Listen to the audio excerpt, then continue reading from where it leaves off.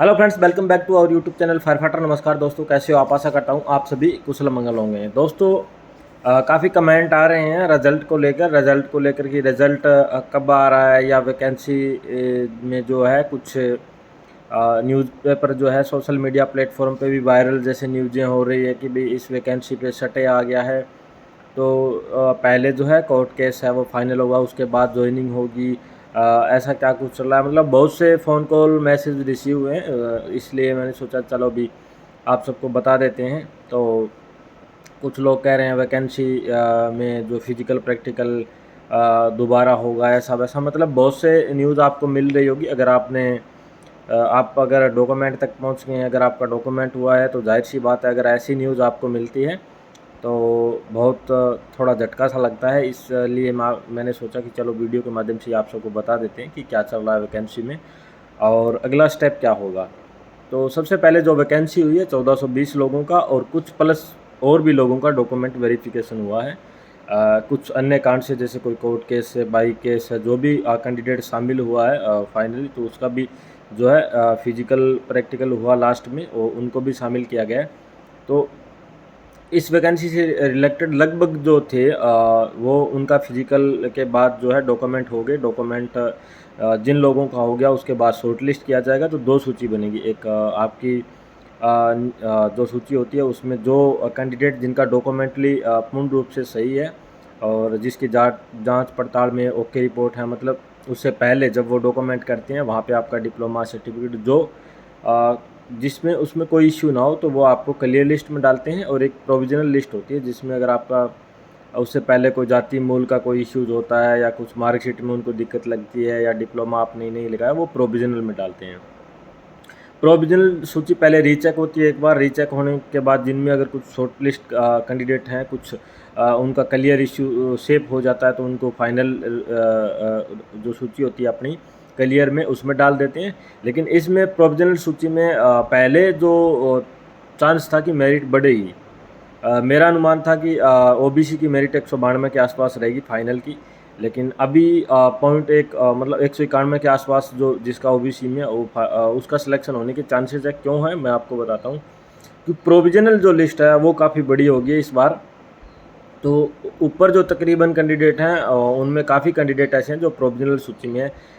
उसमें सूची में होने का कारण है कि बहुत से कैंडिडेट ऐसे हैं जिन्होंने वैकेंसी से पहले डिप्लोमा है वो नहीं लगाया। बिना डिप्लोमा जिसने फोरम में जिसके पास डिप्लोमा था उसने भी नहीं लगाया, तो वो भी प्रोविजनल में गया और वो बाहर होगा। और जिसने डॉक्यूमेंट मान लो पहले एग्ज़ाम दे दिया, सारा कुछ फाइट कर लिया, बाद में डिप्लोमा सर्टिफिकेट लेके डॉक्यूमेंट में लगा दिया, लेकिन जो अपना मूल जो उसका फार्म है उसमें उसका कोई जिक्र नहीं किया गया, उसने कहाँ से डिप्लोमा किया, किस प्रकार से किया, कौन सा किया।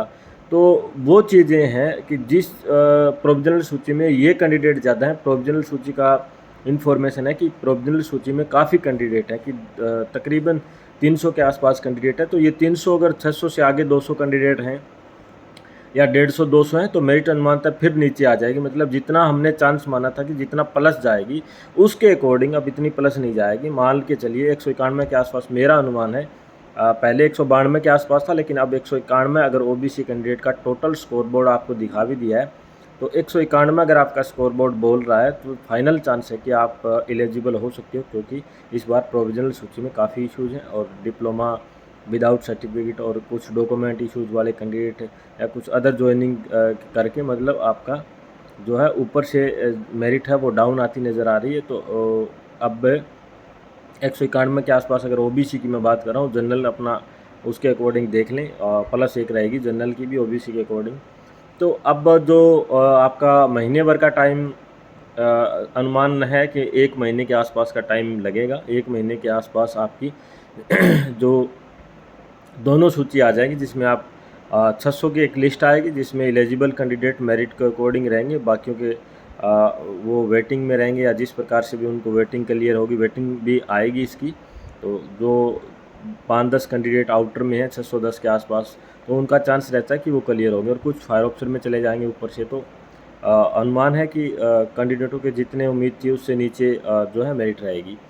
और उसके बाद प्रोविजनल जो सूची है वो फिर बाई कोर्ट या कैसे भी करके कुछ एलिजिबल कैंडिडेट है वो शामिल हो सकती हैं।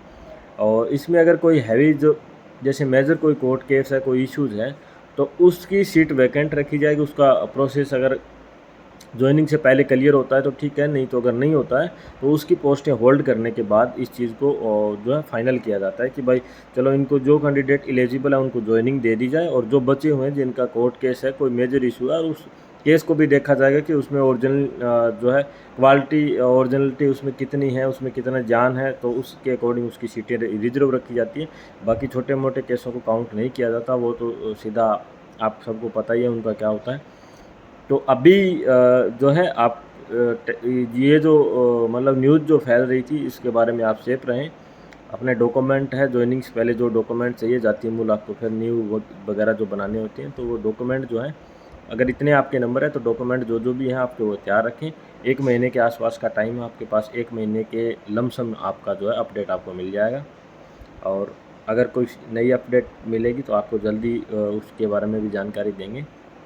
इसके अलावा आपका कोई दिक्कत इश्यू हो इससे रिलेटेड, भर्ती से रिलेटेड, तो आप कमेंट कर सकते हैं या मैसेज कर सकते हैं। तब तक के लिए जय हिंद, वंदे मातरम।